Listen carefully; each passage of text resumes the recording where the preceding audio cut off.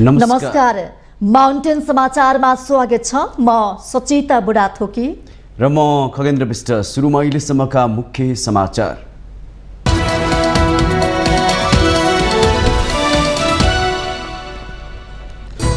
सय किलो सुन तस्करी प्रकरणमा CIB ले छानबिन गरिरहेकै बेला उच्च स्तरीय समिति गठनको माग गर्ने एमाले प्रति प्रश्न। राज्यका निकायलाई बलियो बनाउनु पर्ने भनाई। संसदमा देखिएको गतिरोधबारे राष्ट्रपति पौडेलद्वारा प्रधानमन्त्री प्रचण्डसँग चासो व्यक्त। आज सभामुख घिमिरेलाई भेट्ने। संक्रमणकालीन न्याय सम्बन्धमा पनि छलफल। प्रधानमन्त्री प्रचण्डले गरे संघीय मन्त्रीहरूसँग कार्य सम्पादन सम्झौता। कामको मासिक रिपोर्ट कार्ड बनाउने। लक्ष्य हासिल गर्न नसक्नेलाई कारबाही वा जिम्मेवारी हेरफेर। जातीय विद्वेष फैले देशको अस्तित्व समाप्त हुने एमाले अध्यक्ष ओलीको चेतावनी। पहिचानको मुद्दा देशहितमा हुनुपर्नेमा जोड। विविधतालाई सम्मान गर्न आग्रह। नक्कली शैक्षिक प्रमाणपत्रको कसुरमा काङ्ग्रेस सांसद सुनिल शर्मा पक्राउ। अपरेसन फोक्सट्रोट 4 इनाम दिएको यो प्रकरणमा शर्मा बाहेक अरू 4 जना पनि प्रहरी नियन्त्रणमा। इक्वेडोरमा राष्ट्रपति उम्मेद्वार फर्नान्डो भिल्ला भीषण सेकको गोली हानी हत्या भएपछि सङ्कटकाल लागू। निर्वाचनको ग्यारेन्टी गर्न देशमा सशस्त्र बल परिचालन। र विश्वकप क्रिकेटमा भारत र पाकिस्तान बीचको बहुप्रतीक्षित अहमदाबादमा हुने खेल तालिका हेरफेर। ICC ले अन्य 9 खेलको तालिका पनि सच्यायो।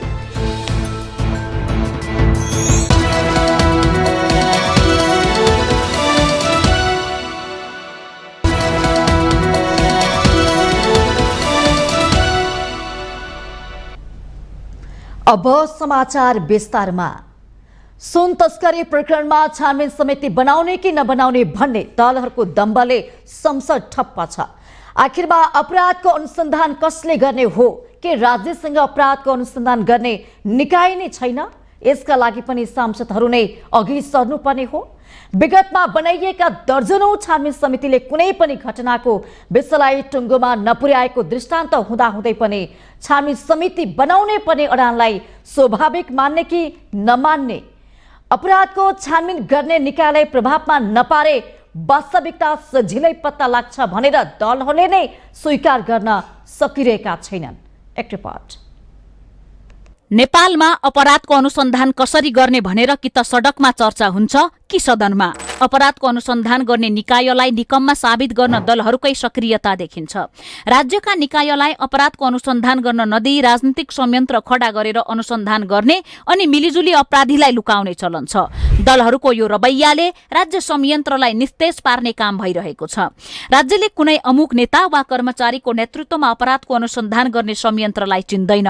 दलीय भागबण्डाको आधारमा अपराधको अनुसन्धान गर्ने प्रवृत्ति जनतालाई स्वीकार्य पनि छैन। सबैले कानूनले गर्नु भनेको काम मात्रै गर्ने हो। तर हाम्रो मुलुकमा शासन सत्ताको स्वाद लिएका व्यक्ति वा राजनीतिक दलले अपराधको अनुसन्धान गर्छु भन्दै अड्डी कसने चलन छ। आफू अनुकूलको ऐन कानून निर्माण गर्ने परिपाटी छ। यस्तो प्रवृत्तिले अपराध पत्ता लगाउने निकायलाई कमजोर तुल्याउँछ। 100 किलो सुन तस्करी प्रकरण छानबिन गर्न उच्च स्तरीय समिति गठनको माग गरेर संसद अवरुद्ध गरिरहेको एमाले अहिले यही बाटोमा छ। सत्तामा आलो पालो जाने दलहरू काङ्ग्रेस, एमाले र माओवादी नै हुन्। अपराधीलाई पक्राउ गर्न यी 3 दलले नेपाल प्रहरी, CIB र अख्तियार दुरुपयोग अनुसन्धान आयोगलाई निर्भीक र निष्पक्ष ढंगले काम गर्न दिने हो भने कुनै समिति वा आयोगको आवश्यकता देखिँदैन। यी निकायले अपराधी पत्ता लगाउने क्षमता राख्छन्, तर अनुसन्धान गर्नुपर्ने यस्ता घटना कति छन् कति? अवस्था कस्तो छ भने अपराधी लुकाउन दलहरूले समिति गठन गर्ने धन्दा जारी राखेका छन्। संसदमा एमालेको उदण्डताले यही झल्को दिइरहेको छ। दलहरूलाई यसको लत बसिसकेको छ। संगठित अपराधलाई थप बलियो बनाउने काम दलहरूबाटै भइरहेको प्रश्न देखिन्छ।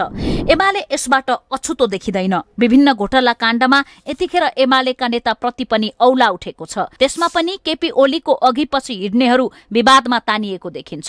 यस्तो अवस्थामा एमालेले काम गर्न नदिने प्रकारको अभ्यास सुरु गरेको आशंका हुन थालेको छ। एमालेको यो इच्छाले अरू दललाई पनि भित्रभित्रै खुसी लागेको होला, तर विभिन्न बाध्यताले प्रधानमन्त्री सहित अन्य दलहरूले खुल्न नसक्नु अलग कुरा हो। त्यसैले 100 किलो सुन तस्कर गर्ने अपराधी पत्ता लगाउने काम वा अनुसन्धानको जिम्मा सिआइबीलाई दिइसकेको अवस्थामा एमाले संसदमा जात्रा देखाउनुको औचित्य देखिँदैन। सुन बरामद गरेको 20 दिनसम्म पनि राजस्व अनुसन्धान विभागले अनुसन्धान गरेको बेला सरकारप्रति शंका गर्ने ठाउँ थियो। तर राज्यका अधिकार प्राप्त निकायको अनुसन्धान नसकिँदै संसदबाट उच्च स्तरीय छानबिन समिति गठन गर्ने एमालेको दबावले राज्यका निकायमाथिको विश्वासमाथि प्रश्न उठ्ने खतरा निम्त्याइरहेको छ। यसो हुनु भनेको राज्य कमजोर हुनु हो। उसो त नेपालमा सुन तस्करीको यो पहिलो घटना होइन। हजारौं क्विन्टल सुन तस्करी भएको राज्यकै तथ्याङ्कले देखाउँछ।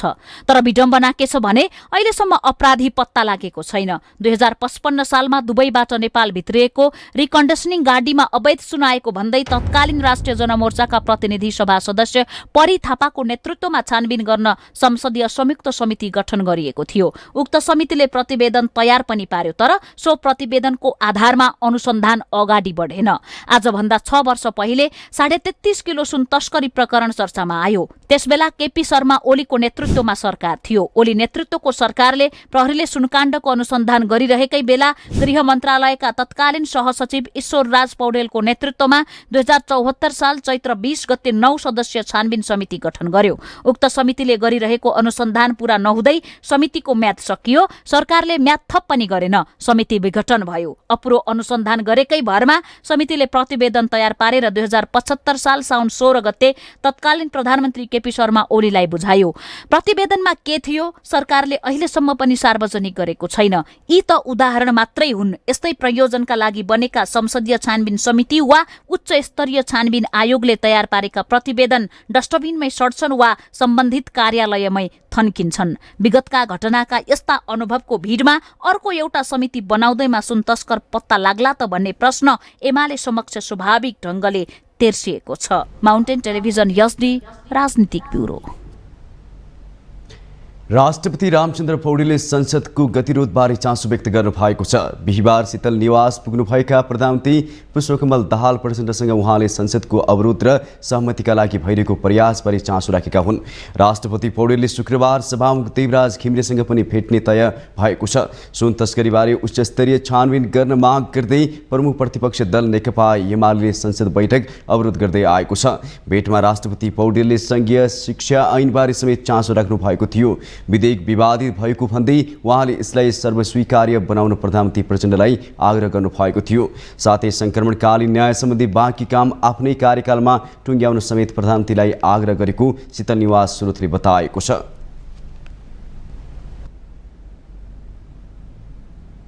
प्रधानमन्त्री पुष्पकमल दाहाल प्रचण्डले संघीय सरकारका मन्त्रीहरूसँग कार्य सम्पादन सम्झौता गर्नु भएको छ। अब सरकारले कार्य सम्पादन मूल्याङ्कनको आधारमा मन्त्रीहरूको कामको मासिक रिपोर्ट कार्ड पनि बनाउने भएको छ। बिहिबार प्रधानमन्त्री तथा मन्त्री परिषदको कार्यालयमा प्रधानमन्त्री प्रचण्डले आर्थिक वर्ष 2080-81 को वार्षिक कार्यक्रम कार्यान्वयनका लागि मन्त्रीहरूसँग कार्य सम्पादन सम्झौता हस्ताक्षर गर्नु भएको छ। संघीय सरकारका 21 जना मन्त्रीले आफूले नेतृत्व गरेको मन्त्रालयले गर्ने कामको कार्यसूची सहित प्रधानमन्त्रीसँग सम्झौता गर्नु भएको छ। कार्य सम्पादन सम्झौतामा हस्ताक्षरपछि प्रधानमन्त्री प्रचण्डले तोकिएको कार्य आदेश र कार्य विवरण अनुसार प्रभावकारी काम गर्न मन्त्री र सचिवहरूलाई निर्देशन दिनु भएको छ। कार्य सम्पादनको आधारमा जिम्मेवारीको निरन्तरता दिने, पुरस्कृत वा कारबाही गर्ने आधार हुने प्रधानमन्त्री प्रचण्डले प्रश्न पार्नुभयो। र लक्ष्य अनुसार प्रगति हासिल नगर्नेलाई सोही अनुसार अभिलेख राखी जिम्मेवारी फेरबदल गर्ने या कारबाही गर्नेतर्फ सरकारले आवश्यक कदम चाल्नेछ भन्ने कुरामा म सबैको गम्भीर रूपले ध्यान आकर्षण गर्न चाहन्छु।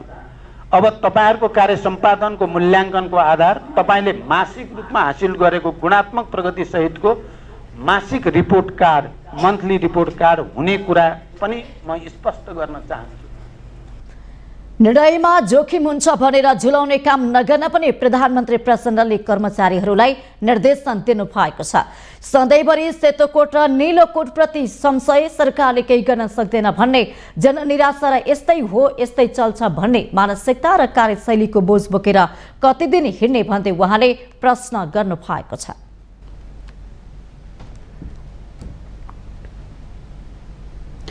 नेकपा एमालेका अध्यक्ष केपी शर्मा ओलीले जातको आधारमा विद्वेष फैलाएमा देशको अस्तित्व समाप्त हुने चेतावनी दिनु भएको छ। बिहिबार 29औं विश्व आदिवासी दिवसको अवसरमा लोकतान्त्रिक आदिवासी जनजाति महासङ्घ नेपालले आयोजना गरेको कार्यक्रममा अध्यक्ष ओलीले यस्तो बताउनु भएको हो। उहाँले नेपालीहरूका बीचमा जातका आधारमा आपसी विद्वेष र घृणा फैलाइमा देशको अस्तित्व समाप्त हुने जिकिर गर्नुभयो। नेपालमा जातीय विविधता रहेको भन्दै सामाजिक सद्भाव र समानतामा आधारित राष्ट्र एकताले मात्रै देशको रक्षा हुने अध्यक्ष ओलीले प्रश्न पार्नुभयो। पहिचानको मुद्दा देशको हितका लागि हुनुपर्ने उहाँको भनाइ थियो। अध्यक्ष ओलीले नेपालमा पहिचानको मुद्दा समानता र सद्भावका लागि भएको बताउनुभयो। हाम्रो विविधता छ, यो यथार्थ हो। यो विविधतामा सामाजिक सद्भाव र समानतामा आधारित एकता, त्यो राष्ट्रिय एकताले मात्रै देशको रक्षा हुन्छ, देशको विकास हुन्छ, देश अगाडि बढ्छ, देश आधुनिक हुन्छ र समृद्ध नेपाल, सुखी नेपाली हामी बनाउन सक्छौँ। समृद्ध नेपाल, सुखी नेपाली भनेको सबै जाति, भाषा, धर्म, संस्कृतिका, सबै भूगोलमा बस्ने, सबै व्यवसायका जनताको कुरा हो। पहिचानलाई विकृत रूपमा हामीले लिन हुँदैन। देशको नाम नेपाल पनि कुनै जात विशेषको नभएकाले प्रदेशहरूको नाम पनि साझा भूगोल, संस्कृति र नदी नालाको नामबाट राखिएको उहाँको भनाइ थियो। अध्यक्ष ओलीले प्रदेशहरूको नामाकरण साझा रूपमा राखिएकाले यसले कसैले अपमान, थिचोमिचो वा नहच्याउने जिकिर गर्नुभयो। कुनै एउटा धर्म विशेषको, जात विशेषको होइन। त्यसकारण हामीले हाम्रा देशका नामहरू पनि, हाम्रा प्रदेशका नामहरू, देशको नाम पनि नेपाल राखेका छौँ। जाति विशेषको होइन। एक ठाउँबाट, भूगोलबाट चिनिएको, संस्कृतिसँग पहिचान भएको त्यस्तो खालको चाहिँ नाममा राखेका छौँ। यो साझा नाम। यसमा हामी कुनै कसैलाई अपमान गर्ने, थिचोमिचो गर्ने, हेप्ने, होच्याउने भन्ने प्रश्नै उठ्दैन। सबैका लागि साझा ढङ्गले हामी चलेका छौँ। एमाले उपाध्यक्ष सुभाष चन्द्र नेमुवाङले कोशी प्रदेशको नाम परिवर्तन गर्नका लागि पार्टीले कुनै शर्तबन्दी नगर्ने प्रश्न पार्नुभयो। आफूहरूकै नेतृत्वमा सङ्घीय लोकतान्त्रिक गणतन्त्र, धर्मनिरपेक्षता, समावेशिता सहितको समाजवाद उन्मुख संविधान जारी भएकाले यसबाट पनि एमाले आदिवासी जनजातिको पक्षमा रहेको स्पष्ट हुने उहाँको भनाइ थियो। हाम्रो नेतृत्व पहल र प्रयासमा सङ्घीय लोकतान्त्रिक गणतन्त्र, धर्मनिरपेक्षता, समावेशिता सहितको समाजवाद उन्मुख संविधान जारी भयो। अब हामीले अरू धेरै भनिरहनु पर्छ र त्यसलाई कार्यान्वयन गर्नको लागि हामी लाग्यौँ। किराँतहरूका महागुरु फाल्गु नन्दलाई राष्ट्रिय विभूति, हाम्रो नेतृत्व पहल र प्रयासमा महागुरु फाल्गु नन्द यो देशको राष्ट्रिय विभूति हामीले बनायौँ। यति भइसके पछाडि यो देशलाई सबै जाति, भाषा, धर्म, संस्कृतिका जनतालाई एकताबद्ध बनाएर लिएर अगाडि बढ्ने कुरामा नेकपा एमाले न भूतो न भविष्यति। उपाध्यक्ष नेमुवाङले राज्यको तर्फबाट फूलपाती र शिवरात्रि पर्व मनाए जस्तै अन्य धर्मावलम्बीहरूले मनाउने चाडपर्वहरूलाई पनि राष्ट्रिय चाडपर्वको रूपमा मनाउनु पर्नेमा जोड दिनुभयो।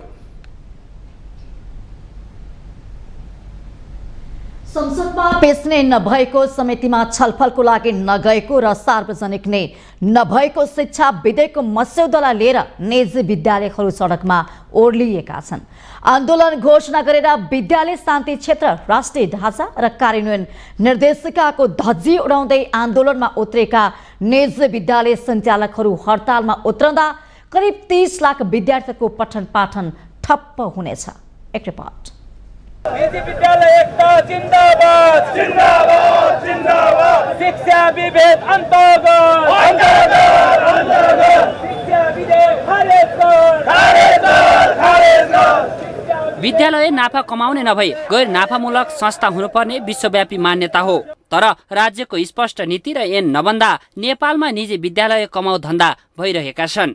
अहिले संसदमा पेश नै नभएको, समितिमा छलफलसम्म नभएको विषयलाई लिएर निजी शैक्षिक संस्थाका प्याप्सन एन्ड प्याप्सन र हिसान पहिले कम्पनी ऐन अन्तर्गत सञ्चालन गर्न भनिएको र अहिले फेरि गुठीमा जान बाध्य पार्न खोजिएको भन्दै सडकमा ओर्लिएका छन्। सरकारी विद्यालयमा हुने बन्द हडताल र लापरवाहीले शिक्षाको गुणस्तर खस्किँदै भन्दै अभिभावकले प्राथमिकतामा राखेको तिनै निजी विद्यालयहरू बन्द हडतालको संघारमा तयारीमा जुटेका छन्। विद्यालय शिक्षा सम्बन्धी कानूनलाई संशोधन र एकीकरण गर्न बनेको विधेयकको परिच्छेद 2 को दफा 4 को उपदफा 3 मा यो ऐन प्रारम्भ हुँदाका बखत प्रचलित कम्पनी कानून बमोजिम स्थापना भई सञ्चालनमा रहेका संस्थागत विद्यालयको यो ऐन प्रारम्भ भएको मितिले 5 वर्षभित्र शैक्षिक गुठीको रूपमा रूपान्तरण गरी सञ्चालन गर्नुपर्ने उल्लेख गरिएको छ। यही मुद्दा लामो समयदेखि प्रशस्त नाफा कमाइरहेका निजी विद्यालय सञ्चालकहरूका लागि टाउको दुखाइको विषय बनेको छ। अहिले नबिग्रिकन अहिले नै क्याबिनेटले यो फिर्ता लिनुपर्छ, क्याबिनेटले फिर्ता लिएर हामीसँग छलफल गरिनुपर्छ र त्यो छलफल गरेर फेरि संसदमा लानुपर्छ भनेर हामीले सरकारलाई खबरदारी गरेका हौँ र आन्दोलन गरेका हौँ। अब यो शिक्षा विधेयक जबसम्म फिर्ता हामीसँग क्याबिनेटले फिर्ता लिएर हामीसँग छलफल गर्दैन, सुधार गर्दैन, तबसम्म हाम्रो आन्दोलन जारी रहन्छ। नेपाल सरकारलाई तिम्रो सम्पत्ति नेपाल सरकारको हुनेछ भन्ने भयो। यसले हाम्रो लगानीको संरक्षण गर्दैन, सम्वर्धन गर्दैन, फैलावट गर्दैन र नेपालको निजी शिक्षा जुन गुणस्तरीय शिक्षा दिएको छ र विद्यार्थी अभिभावकले जुन गुणस्तरीय शिक्षा प्राप्त गरेको छ त्यो प्राप्त गर्ने अवसरबाट वञ्चित हुने हुनाले हामीले आन्दोलन गरेका। सरकारले शिक्षा सम्बन्धी विधेयक सार्वजनिक नगरेकाले शैक्षिक गुठीको कस्तो परिकल्पना गरेको छ खुलेको छैन। तर हालसम्म प्रचलित शिक्षा ऐन अनुसार विद्यालय सञ्चालन गर्न कुनै व्यक्तिले नाफा नलिने उद्देश्यले स्थापना गरेको सार्वजनिक वा निजी गुठीलाई शैक्षिक गुठी भनिएको छ। यस्ता गुठीले मुनाफा वितरण गर्न पाउने छैनन्। विद्यालयबाट उठेको रकम, शिक्षकको तलब, विद्यालयको भौतिक पूर्वाधार, पुस्तकालय जस्ता शीर्षकमा मात्र खर्च गर्न पाउँछन्। यो मस्यौदाले शिक्षा नाफामूलक होइन सेवामूलक हुनुपर्ने अवधारणा अघि सारेको छ। तर उनीहरू यसबाट निजी विद्यालयको अस्तित्व नै सङ्कटमा पर्ने तर्क गरिरहेका छन्। तालाचाबी बुझाउन चाहन्छौँ, तर त्यो कसरी गर्ने हो त नि? यति वर्षभित्रमा तपाईँ हामी बसिरहेको घरमा अरू कोही व्यक्ति आएर राज गर्ने, यो पैसा सबै उसुल गर्ने, हामीले लगाएको रकमहरू सबै तिरोतारो गरेर हामीले छोड्नुपर्ने अवस्थामा त त्यसरी हामी छोड्दैनौँ नि। लियोस् न, सरकारले चलाओस्। सरकारी स्कुलहरू त्यसै भत्ताभुङ्गा भएको छ, किन यो निजी विद्यालय प्रहार गर्नु पर्यो र? पर्दैन नि, सरकारी स्कुलहरू बनाओस् न। त्यसपछि त हामी निजी विद्यालय त आफै तहगत हिसाबले तल परिहाल्छौँ नि। निजी विद्यालय लथालिङ्ग भइरहेको छ। बुँदा राखिएको छ, त्यो बुँदा राख्नु नै कस्तो हो भने तपाईँलाई मैले तपाईँको घर चाहिँ मेरो नाममा गरिदिनुहोस् भने जस्तो हो कि तपाईँको प्राइभेट प्रपर्टी मेरो नाममा दिनुहोस्, तपाईँलाई केही पनि छैन भने जस्तो हो एउटा कुरा चाहिँ।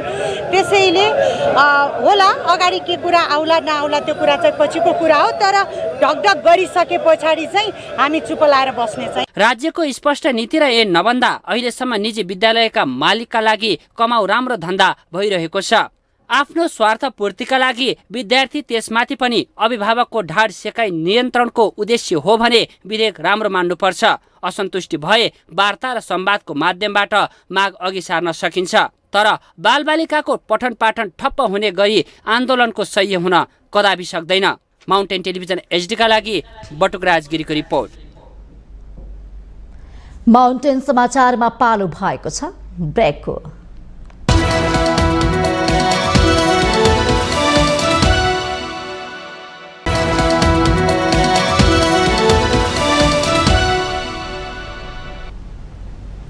ब्रेकपछि स्वागत छ। अब बाँकी समाचार। नक्कली शैक्षिक प्रमाणपत्र बनाएको कसुरमा प्रहरीको केन्द्रीय अनुसन्धान ब्युरो सीआईबीले नेपाली काङ्ग्रेसका सांसद डाक्टर सुनिल शर्मालाई पक्राउ गरेको छ। उनलाई प्रहरीले बिहिबार काठमाडौँको गल्पुटारबाट पक्राउ गरेको हो। अपरेसन फोक्सट्रोट चार्ली नाम दिएको यो प्रकरणमा शर्मा सहित 4 जनालाई पक्राउ गरिएको प्रहरीले जनाएको छ। यद्यपि अपरेसनका क्रममा थप केही व्यक्ति पक्राउ गरिएको बताइए पनि औपचारिक रूपमा जानकारी गराइएको छैन।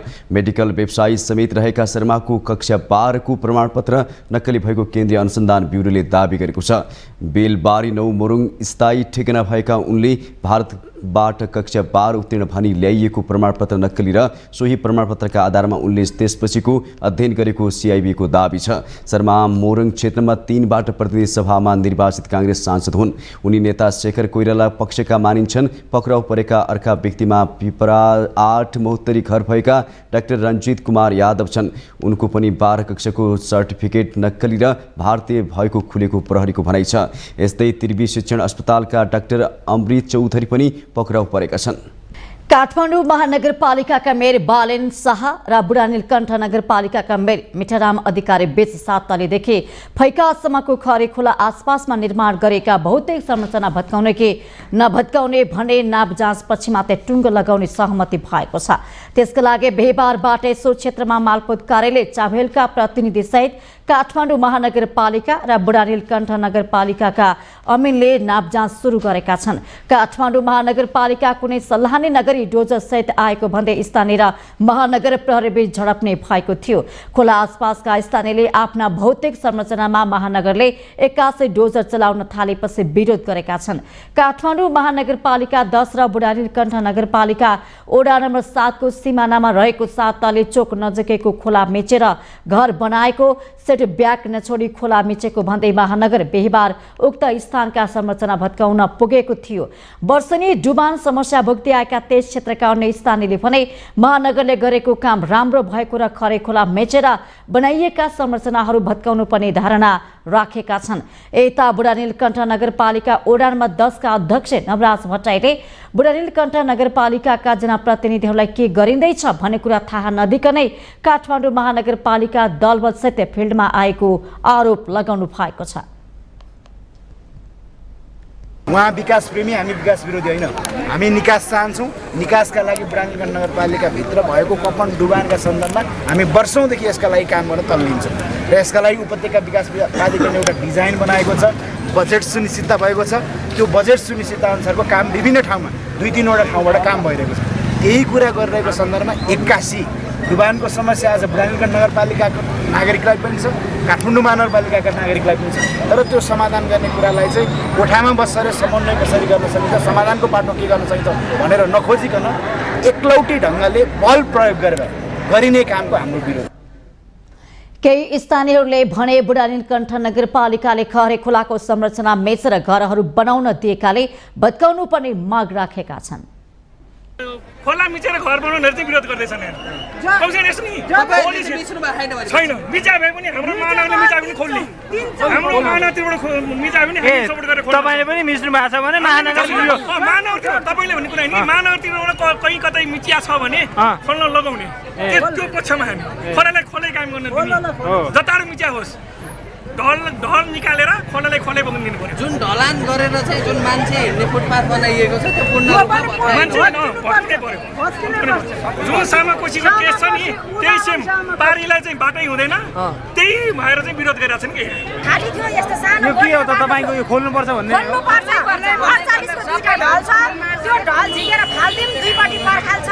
खोलाले खोला भएर बग्दा बग्दै पनि गाउँ पस्यो भने हामी मन्जुर छौँ, प्रकृतिलाई कसै केही लाग्दैन। तर खोलालाई कलबट बक्स बनाएर थुनेर तपाईँले खाना त नाकबाट खान सक्नुहुन्न नि त, मुखबाटै खानु पर्यो नि। नाकबाट खुवाइयो क्या यहाँ चाहिँ खाना मुसेर खाए नखाए नखाने नाकबाट खुवाइयो। यो समस्याको समाधान भनेको खोला निकाल्नै पर्छ। म मरेर गएँ नि मेरो छोरा नातिलेसम्म पनि सुरक्षित भएर बाँच्न पर्छ। अब पहिला यो ठाउँ यस्तो थिएन, पहिला यो पछाडि अब बस्ती नै थिएन, एकदमै खाली ठाउँ थियो। यो खोलाकै ठाउँमा थियो होइन, यहाँ जहाँसम्म लाग्छ यहाँ त पहिला यो खोला हिँड्ने माछा मार्ने ठाउँ हो यो। अनि पछि के गर्यो भन्दाखेरि अब यहाँको डाटाबाट 1-2जना चाहिँ त्यो अब प्लटिङ मास्टरसँग भूमाफीसँग मिलेर उसले के गर्यो यो सबै यो पुर्ने कामदेखि गर्यो। यो खोला नै मासिदियो, अब खोला नै छैन भन्नेतिर लाग्यो। अनि त्यसैको चाहिँ एकदमै ठुलो चाहिँ समस्या आजको यो कपनवासीले भोगिरहनु भएको छ। उनीहरूले खोला मेचेर संरचना बनाउनेहरूले नै मात्रै महानगरको विरोध गरिरहेको आरोप लगाएका छन्। नेपाल विद्युत प्राधिकरणले गत आर्थिक वर्षमा 12 अर्ब 33 करोड रुपैयाँ नाफा कमाएको छ। बुधबार काठमाडौँमा पत्रकार सम्मेलन गर्दै प्राधिकरणका कार्यकारी निर्देशक कुलमान घिसिङले गत आर्थिक वर्ष 2079-80 को अपरिकृत वित्तीय विवरण अनुसार प्राधिकरणको नाफा 12 अर्ब 33 करोड पुगेको जानकारी दिनुभएको हो। 2078-79 13 अर्ब 37 करोड नाफा भएकोमा यो केही घटेको हो। प्राधिकरणले विद्युत बिक्री र अन्यबाट गर्ने आम्दानी 2 वर्ष अघि करिब 81 अर्ब रुपैयाँ रहेकोमा अहिले करिब 1 खर्ब 18 अर्ब पुगेको छ। प्राधिकरणको सञ्चित नाफा 11 अर्बबाट 2 वर्षमा बढेर 36 अर्ब 67 करोड रुपैयाँ पुगेको छ। सञ्चित नाफा 11 अरबबाट बढेर 2 वर्षमा 36 अर्ब 37 करोड रुपैयाँ पुगेको छ। प्राधिकरणको वास्तविक सम्पत्ति मूल्याङ्कन कार्य सम्पन्न भएको छ। साथै प्राधिकरणको तेस्रो वित्तीय पुनर्संरचना तयार गरी प्राधिकरण ऐन 2041 बमोजिम प्राधिकरणको सेयर सर्वसाधारणमा जारी गर्ने प्रक्रिया अगाडि बढाइएको छ। निर्देशक घिसिङले आर्थिक वर्ष 2077-78 मा 17.38% रहेको विद्युत चुहाट अहिले 13.46% पुगेको जानकारी गराउनुभयो। 2 वर्ष अघिसम्म 89% नागरिकले राष्ट्रिय प्रसारण लाइनको विद्युत पाएकोमा अहिले 95% पुगेको निर्देशक घिसिङले विवरण प्रस्तुत गर्नुभयो। उहाँले भारतमा विद्युत निर्यातबाट 10 अर्ब 35 करोड रुपैयाँ कमाएको र 19 अर्ब 45 करोड रुपैयाँको आयात गरेको बताउनुभयो। निर्देशक घिसिङ पछिल्लो समय प्रसारण लाइनमा हुने गडबडीले लाइन जाने आउने समस्या हुन थालेको बताउनुभयो। माउन्टेन समाचारमा पालो भएको छ अर्को ब्रेकको।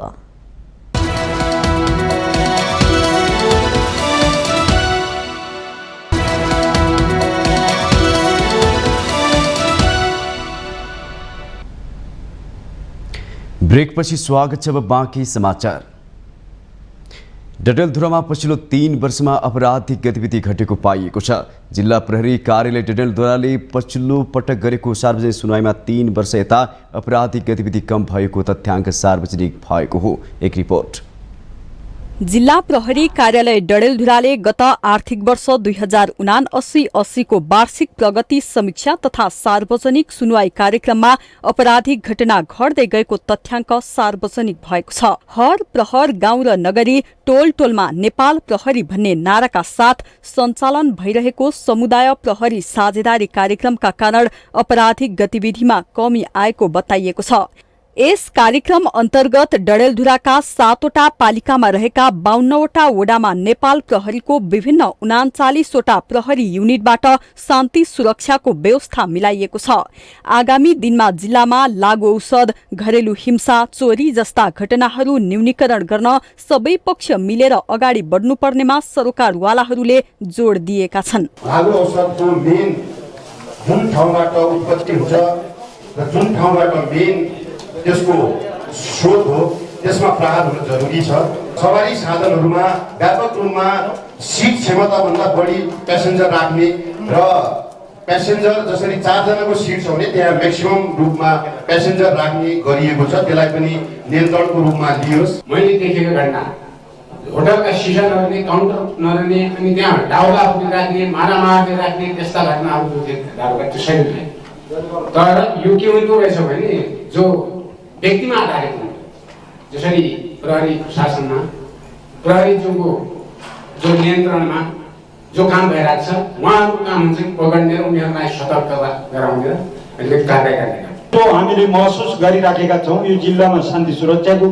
अब यो जिल्ला एकदम सानो जिल्ला छ तर समस्या कतिसम्म सिर्जना भइसकेको अवस्था छ यो जिल्लामा भने यो हजुरलाई बेलुकातिर अथवा यो जिल्लाको बाहिर अलिकति छेउछाउमा यो घुम्नै नसकिने, जानै नसकिने, हिँड्नै नसकिने अवस्थाको सिर्जना यहाँ हुँदैन। र यो अवस्थालाई नियन्त्रण गर्नका लागि जुन अहिले सम्पूर्ण सुरक्षाकर्मी साथीहरूले अहम भूमिका निर्वाह गर्नुभएको छ यसमा हामीले पुनः धन्यवाद व्यक्त गर्न चाहन्छु। आर्थिक वर्ष 2079-80 मा लागू औषध सम्बन्धी मुद्दामा 17 जनालाई पक्राउ गरिएको र 17 जनालाई सुधार केन्द्र पठाउन सहजीकरण गरिएको छ। दुर्व्यसनमा फँसेका 61 जनालाई परामर्श दिएको तथ्याङ्क छ।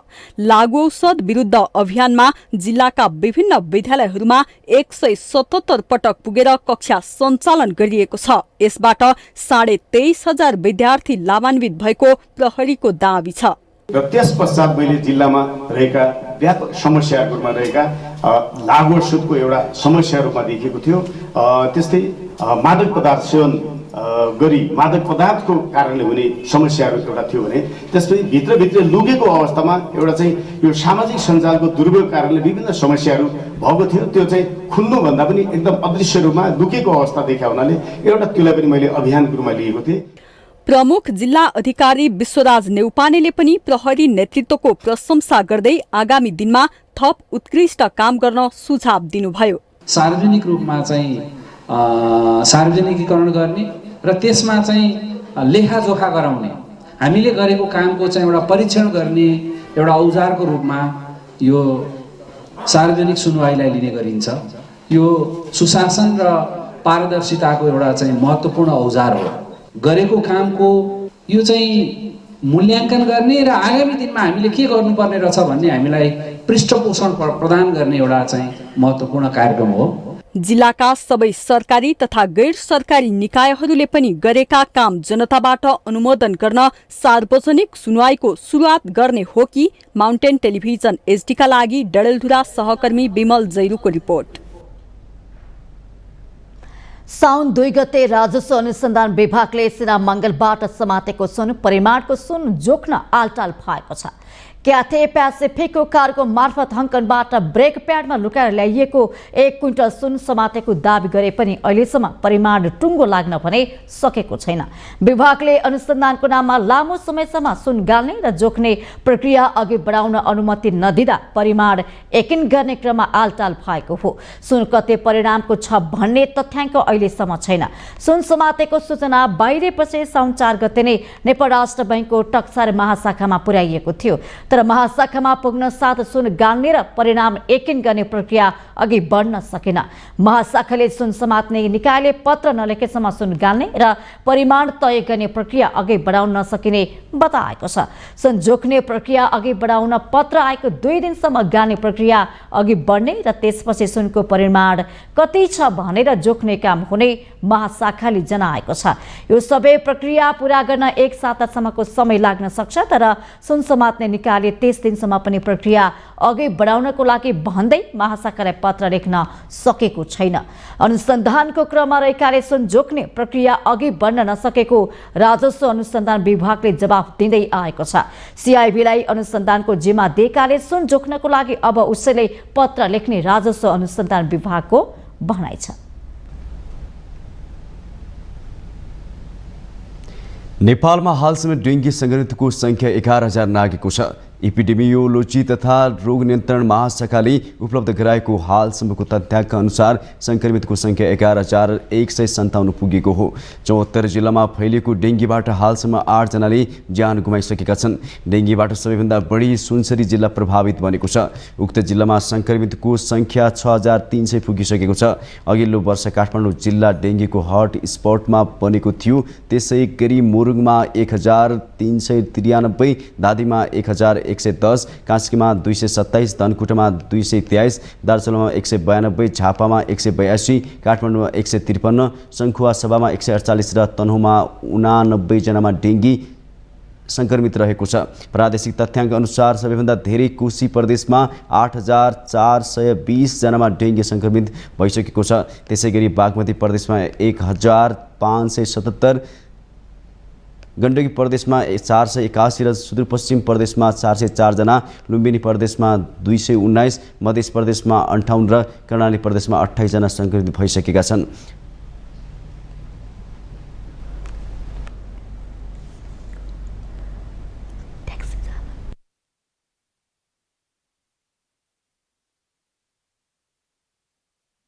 रातो प्लेटले यात्रु बोकेको विरोध लगायतका विभिन्न माग राख्दै ट्याक्सी चालकले काठमाडौँ बानेश्वर स्थित यातायात विभाग अगाडि विरोध प्रदर्शन गरेका छन्। करिब 300 ट्याक्सी बाटोमा राखेर नारा लगाउँदै उनीहरूले विरोध प्रदर्शन गरेका थिए। मजदुर चालक स्वतन्त्र सङ्घर्ष समितिले रातो नम्बर प्लेटका 2 पाङ्ग्रे र 4 पाङ्ग्रे सवारी साधनलाई यात्रु बोक्न प्रतिबन्ध लगाउनुपर्ने माग राखेका छन्। विरोध प्रदर्शनमा नेपाल राष्ट्रिय मेटर ट्याक्सी व्यवसायी चालक समाजका महासचिव दिलीप कुमार श्रेष्ठले निजी गाडीले सार्वजनिक सवारीको काम गरिरहेको प्रति आफूहरूको असन्तुष्टि रहेको बताउनु भएको छ।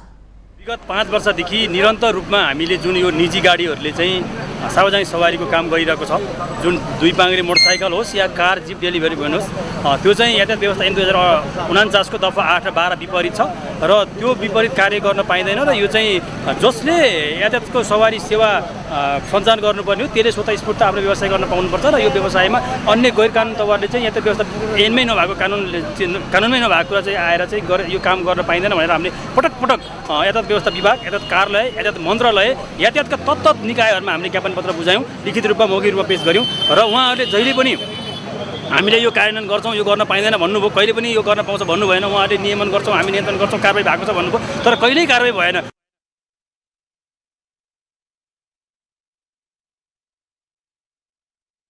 चालकलाई ट्राफिक प्रहरीबाट हुने गरेको दुर्व्यवहार गर्न माग गरेका छन्। अंग्रेजीमा लेखेको इम्बोस नम्बर खारेज गर्नुपर्ने, नेपाली अङ्क पहिचान सहितको नेपाली सम्बत जीपीएस नम्बर कायम गर्नुपर्ने, तेस्रो पक्ष बीमाबाट दुर्घटना भएकोलाई सम्पूर्ण उपचार खर्च राज्यबाट लागू गरी मृत्यु भएमा 25 लाख राहत प्रदान गर्नुपर्ने, ट्याक्स मिटर सेल चुडिँदा गाडी साहु र चालक जेल जानुपर्ने कानून खारेज गर्नुपर्ने उनीहरूको माग छ।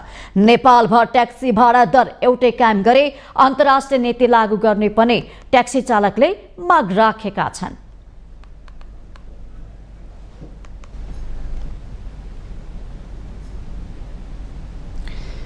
नेपाली सेनामा भर्ना गरिदिने भन्दै ठगी गरेको आरोपमा दार्चुलामा पक्राउ परेका 3 जना कारागार चलान भएका छन्।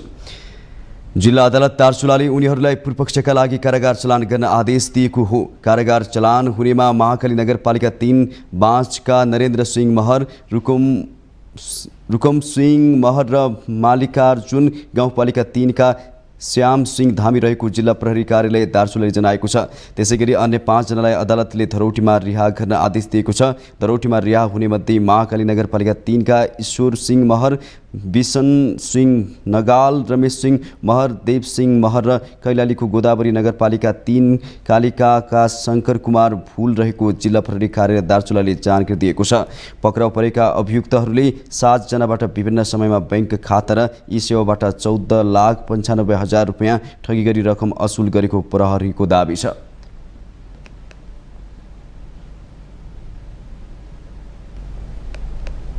हामीसँग आर्थिक अन्तर्राष्ट्रिय खेल समाचार बाँकी नै छन्। माउन्टेन समाचार पालो भएको छ ब्रेकको।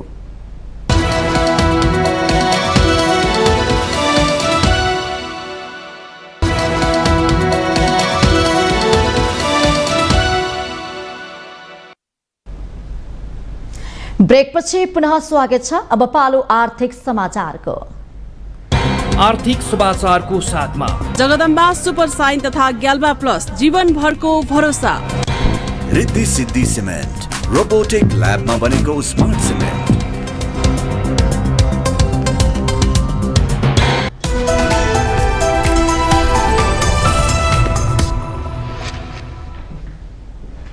निर्माण व्यवसायीहरूले राजनीतिक नेतृत्वको गलत मनसायको कारण आफूले समस्या भोग्नु परेको भन्दै विरोध प्रदर्शन गरेका छन्। बिहिबार पनि नेपाल निर्माण व्यवसायीहरूले राजनीतिक नेतृत्वको गलत मनसाय र कर्मचारीहरूको दुष्कर्म आफूले भोग्नु परेको भन्दै विरोध जारी राखेका छन्। उनीहरूले नेपाल निर्माण व्यवसायी महासंघको कार्यालयमा भेला भई संसद भवन अगाडि पुगेर कोण सभा गर्दै माइतीघरसम्म धरना दिएका छन्। निर्माण व्यवसायीहरूले पूर्ववर्ती सरकारले गरेका गल्तीहरू सच्याएर देश विकासका लागि सरकार सच्चिन आवश्यक रहेको बताएका छन्। बजेट दिन नसक्ने आयोजनाहरू खारेज नगरे देशभर आन्दोलन थप चर्काउने उनीहरूले चेतावनी दिए। नेपाल निर्माण व्यवसायी महासंघका अध्यक्ष रवि सिंहले सार्वजनिक खरिद नियमावलीको पटक पटकको संशोधनले पूर्वाधार विकासमा समस्या निम्ताएको भन्दै निर्माण व्यवसायीहरूले काम गरेनन् भन्ने भ्रम सरकारले नै सृजना गरेको आरोप लगाउनु भएको छ। सार्वजनिक खरिद नियमावलीको पटक पटकको संशोधनले यसमा पूर्वाधार विकासमा समस्याहरू निम्त्याएको छ र अहिले हाल व्यापक हुँदै गरेका 3000 वटा आयोजनाको लागत 4 खर्ब हुन आउँछ, तर सरकारले त्यसको व्यवस्थापन गर्न सकिरहेको छैन र हामीलाई सरकारले जबसम्म त्यो रकमको व्यवस्थापन हुँदैन हामी सरकारलाई अनुरोध गर्छौँ त्यस्ता किसिमका ठेक्काहरूको म्याद थप नगरियोस्। त्यसैले यो सरकारले त्यस्तो किसिमको त्रुटिहरूलाई सच्याउनु पर्छ। विगतका सरकारले त्रुटि गरेको थियो भनेर यो सरकार पन्छिन पाउँदैन। सार्वजनिक खरिद अनुगमन अघि सार्वजनिक खरिद ऐन तथा नियमावली तत्काल संशोधन गर, सम्पूर्ण ठेक्काको एकमुष्ट म्याद थप गर, जुनसुकै अवधिको ठेक्काको मूल्य समायोजन गर लगायतका लेखेको प्लेकार्ड बोकेर विरोध प्रदर्शन गरेका छन्।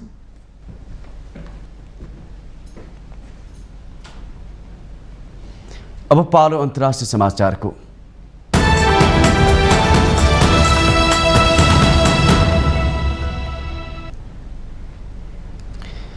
इक्वेडरमा राष्ट्रपति पदका उम्मेदवार फर्नान्डो भिल्ला भिसेन्सियोको गोली हानी हत्या भएको छ। इक्वेडरका राष्ट्रपति गुइलेसोस लासोले देशभर 60 दिनका लागि सङ्कटकालको घोषणा गरेको अन्तर्राष्ट्रिय सञ्चार माध्यमले जनाएका छन्। राष्ट्रको सशस्त्र बललाई नागरिकको सुरक्षा, देशको शान्ति र अगस्त 20 को स्वतन्त्र र लोकतान्त्रिक निर्वाचनको ग्यारेन्टी गर्न देशभर परिचालन गरेको राष्ट्रपति लासोले युट्युबमा प्रसारण गरेको सम्बोधनमा उल्लेख छ। राष्ट्रपति चुनावको 10 दिन अघि राष्ट्रपतीय निर्वाचनमा भ्रष्टाचार र आपराधिक गिरोह विरुद्ध अभियान चलाउँदै आएका पूर्व पत्रकार भिला भिन्सियोको राजधानी क्विटोमा भएको चुनावी र्यालीमा गोली हानी हत्या गरिएको हो। इक्वेडरमा अगस्त 20 तारिकमा राष्ट्रपतिको पहिलो चरणको चुनाव हुँदैछ। राष्ट्रपतिको प्रतिस्पर्धामा रहेका 8 जनामध्ये फर्नान्डो एक हुनुहुन्थ्यो।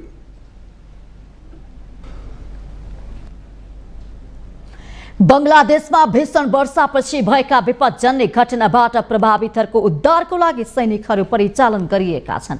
बंगलादेशको राजधानी ढाकाबाट करिब 240 किलोमिटर दक्षिण पूर्वमा रहेको चट्टोग्राम क्षेत्रमा भीषण वर्षापछि प्रभावित क्षेत्रमा उद्धार तथा राहतको लागि सैनिकहरू परिचालन गरिएको हो। चट्टोग्रामको कक्स बजार जिल्लामा सोमबार यता भएको वर्षापछिका विपदका कारण 6 जनाको ज्यान गइसकेको जनाइएको छ। उक्त क्षेत्र अहिले पहाडको भिरालोमा बसोबास गरिरहेका करिब 10 लाख रोहिंग्या शरणार्थीहरूको घर पनि हो। कक्स बजार जिल्लाको दुर्गम पहाडी क्षेत्रमा पहिरोले घरको पर्खाल भत्किँदा 2 बालबालिकाको पनि मृत्यु भएको बताइएको छ। बाढी प्रभावित क्षेत्रमा आपतकालीन राहत र चिकित्सा सहायता सहितको उद्धार कार्य जारी रहेको रक्षा मन्त्रालय अन्तर्गतको अन्तर्सेवा जनसम्पर्कले जनाएको छ। तराईका क्षेत्रहरू डुबानमा परेका छन् र सडक यातायात अवरुद्ध भएको छ। देशको प्रमुख बन्दरगाह सहर चट्टोग्रामका केही भागका स्थानीयले जलमग्नताको सामना गरिरहेका छन्, जसले यात्रुलाई ठूलो शास्ति घेप्नु परेको छ। बंगलादेशको पहाडी क्षेत्रहरूमा प्राय जुनदेखि अक्टोबरसम्म चल्ने मनसुनको समयमा पहिरो जाने गर्छ। सो क्षेत्रमा बाली उब्जाउन र नयाँ घरहरू बनाउन ठूलो मात्रामा वन विनाश भएको छ।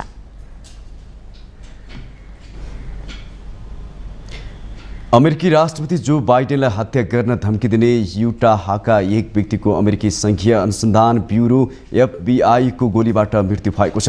पूर्व राष्ट्रपति डोनाल्ड ट्रम्पका कट्टर समर्थक 70 वर्षीय रोबर्टसनमाथि बाइडेनलाई हत्याको धम्कीसँगै संघीय कानुन प्रवर्तन कर्मचारीलाई प्रभावित गरेको, बाधा पुर्याएको तथा जवाफी कारबाही गरेको आरोप छ। उनीबाट एउटा स्नाइपर राइफल र अन्य विभिन्न हतियार समेत बरामद गरिएको छ। एक रिपोर्ट। अमेरिकाको युटाहामा FBI को गोलीबाट 1 जनाको मृत्यु भएको छ।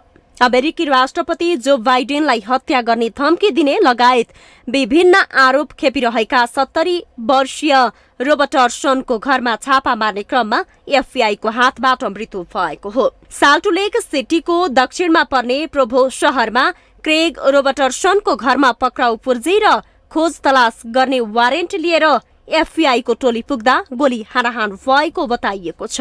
पूर्व राष्ट्रपति डोनाल्ड ट्रम्पका कट्टर समर्थक उनीबाट स्पाइनर राइफल र अन्य विभिन्न हतियार बरामद गरिएको छ। अदालतमा भएको पत्राचार अनुसार रोबर्टसनले आफ्नो फेसबुक पोस्टमा राष्ट्रपति बाइडेनको हत्या गर्ने उल्लेख गरेको तथा ट्रम्पमाथि विभिन्न आपराधिक आरोप लगाउने अभियोजकलाई धम्की दिएका थिए। अर्को एउटा पोस्टमा रोबर्टसनले स्वयंलाई MAG ट्रम्पर भनेका थिए, जुन पूर्व अमेरिकी राष्ट्रपति डोनाल्ड ट्रम्पका मेक अमेरिका ग्रेट अगेन नारासँग सम्बन्धित छ। रोबर्टसनले उपराष्ट्रपति कमला ह्यारिस र अमेरिकी अटर्नी जनरल मेरिक गार्ल्यान्डलाई पनि धम्की दिएका थिए। एउटा पोस्टमा उनले राष्ट्रपतिको एउटा अथवा 2 हत्याका लागि यही समय सही छ, पहिलो जो अनि कमला लेखेका थिए। बाइडेनलाई न्यू मेक्सिकोमा यस बारेमा जानकारी गराइएको अमेरिकी सञ्चार माध्यमहरूले जनाएका छन्, जहाँ बाइडेनले साल्ट लेक सिटीको निर्धारित यात्रा भन्दा पहिला विनिर्माणमाथि बयान दिनुभएको थियो। माउन्टेन टेलिभिजन HD का लागि अन्तर्राष्ट्रिय एजेन्सीहरूको सहयोगमा उषा काफ्रेको रिपोर्ट। अब पालो खेल समाचारको।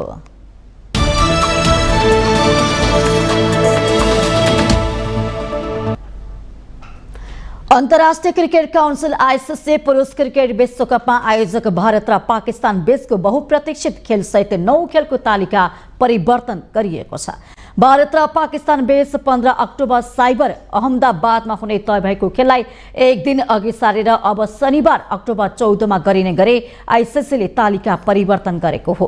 पहिलेको तालिका अनुसार अक्टोबर 15 मा घटस्थापना पर्ने भन्दै सुरक्षालाई ध्यानमा राखेर आयोजकले मिति अघि सार्न गरेको आग्रह अनुसार आइसिसीले पछिल्लो निर्णय गरेको हो। यो एउटा खेल एक दिन अघि सार्दा अन्य खेल केही तालिका पनि फेरबदल गरिएको छ।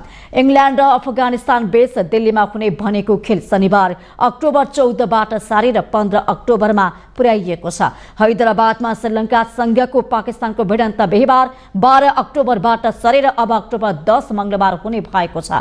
यस्तै लखनऊमा हुने दक्षिण अफ्रिका सँगको अस्ट्रेलियाको खेल 24 घण्टा पछि सरेको छ र अब 12 अक्टोबर सट्टा 13 अक्टोबरमा खेल हुनेछ।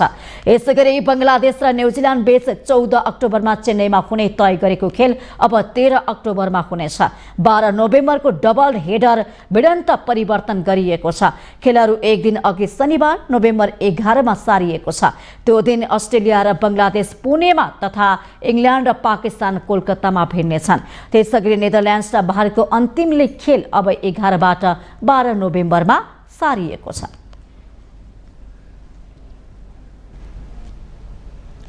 राष्ट्रिय खेलकुद परिषद कर्मचारी संघले राखेपका कर्मचारीको बढुवा प्रक्रियामा युवा तथा खेलकुद मन्त्रालयले अवरोध पुर्याएको भन्दै आन्दोलनका कार्यक्रम गर्ने घोषणा गरेको छ। राष्ट्रिय खेलकुद परिषद कर्मचारी संघले बिहीबार पत्रकार सम्मेलन गर्दै करिब 3 दशकसम्म बढुवा नभएका कर्मचारीको पदोन्नतिको विषयमा काम भइरहँदा मन्त्रालयले त्यसलाई रोक्ने काम गरेको भन्दै चरणबद्ध रूपमा आन्दोलन गर्ने जनाएको हो। कर्मचारीलाई बढुवा गर्नुपर्छ। अहिलेसम्म जुन किसिमले पीडित भएका छन् कर्मचारी, राष्ट्रका लागि सहयोग गरेका कर्मचारी, खेलेका कर्मचारी, रगत र पसिना बगाएका हाम्रा खेलाडीहरू चाहिँ जागिर खाएर रहेका कर्मचारीहरू चाहिँ लाई बढुवा गर्नुपर्छ भन्ने उहाँले चाहिँ राम्रो सोच लिएर अगाडि बढ्नु भएको छ। तर मन्त्रालयमै गएर चाहिँ हाम्रो गाँठो बाँधिएको छ। त्यो गाँठो बाँध्नका लागि अब हामी तमाम कर्मचारी र पत्रकार साथीहरूले पनि हामीलाई सहयोग गर्नुपर्नेछ। राखेपा कर्मचारी संघका महासचिव कुमार बस्नेतले मन्त्रालयका सहसचिव दय कुमार दाहाल र युग नारायण श्रेष्ठले कर्मचारीहरूको बढुवा प्रक्रिया रोकेको आरोप लगाउनुभयो। युवा तथा खेलकुद मन्त्रालयमा रहेका केही निहित स्वार्थ बोकेका कर्मचारीहरूले राष्ट्रिय खेलकुद परिषद प्रति रहेको असहयोगका कारणले माननीय युवा तथा खेलकुद मन्त्री, युवा तथा खेलकुद मन्त्रालयका सचिव, राष्ट्रिय खेलकुद परिषदका उपाध्यक्ष तथा राष्ट्रिय खेलकुद परिषदका सदस्यज्यूबाट भएको ऐतिहासिक र सकारात्मक कार्यले समेत सार्थक परिणाम पाउन नसकिरहेको कारणले श्रावण 26 गते शुक्रबारका दिन बिहान 10 बजे उपत्यकामा रहेका सम्पूर्ण कर्मचारीको भेला बोला गराई कोण सभा कार्यक्रमको आयोजना गर्ने। आफूहरूको माग सुनवाई नभई प्रशिक्षकहरूले प्रशिक्षणको कार्यक्रम नै नगर्ने कर्मचारीहरूले चेतावनी दिएका छन्। माउन्टेन समाचारमा पालो भएको छ ब्रेकको।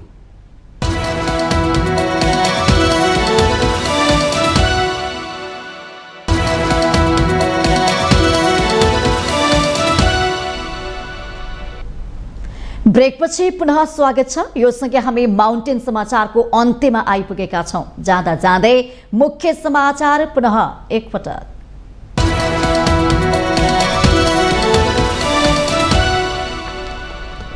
100 किलो सुन तस्करी प्रकरणमा सीआईबीले छानबिन गरिरहेको बेला उच्च स्तरीय समिति गठनको माग गर्ने एमाले प्रति प्रश्न। राज्यका निकायलाई बलियो बनाउनु पर्ने भनाई। संसदमा देखिएको गतिरोधबारे राष्ट्रपति पौडेलद्वारा प्रधानमन्त्री प्रचण्डका चासो व्यक्त। आज समामुख घिमिरेलाई भेट्ने संक्रमणकालीन न्याय सम्बन्धमा पनि छलफल। प्रधानमन्त्री प्रचण्डले गरे संघीय मन्त्रीहरूसँग कार्य सम्पादन सम्झौता। कामको मासिक रिपोर्ट कार्ड बनाउने, लक्ष्य हासिल गर्न नसक्नेलाई कारबाही वा जिम्मेवारी हेरफेर। जातीय विद्वेष फैलिए देशको अस्तित्व समाप्त हुने एमाले अध्यक्ष ओलीको चेतावनी। पहिचानको मुद्दा देश हितमा हुनुपर्ने जोड, विविधतालाई सम्मान गर्न आग्रह। नक्कली शैक्षिक प्रमाणपत्रको कसुरमा कांग्रेस सांसद सुनिल शर्मा पक्राउ। अपरेसन फोक्सट्रोट 4 नाम दिएको यो प्रकरणमा शर्मा बाहेक अरू 4 जना पनि प्रहरी नियन्त्रणमा। इक्वेडरमा राष्ट्रपति उम्मेदवार फर्नान्डो भिल्ला भिसेन्सियोको गोली हानी हत्या भएपछि सङ्कटकाल लागू, निर्वाचनको ग्यारेन्टी गर्न देशभर सशस्त्र बल परिचालन। र विश्वकप क्रिकेटमा भारत र पाकिस्तान बीचको बहुप्रतीक्षित अहमदाबादमा हुने खेल तालिका हेरफेर, आइसिसीले अन्य 9 खेलको तालिका पनि सच्यायो।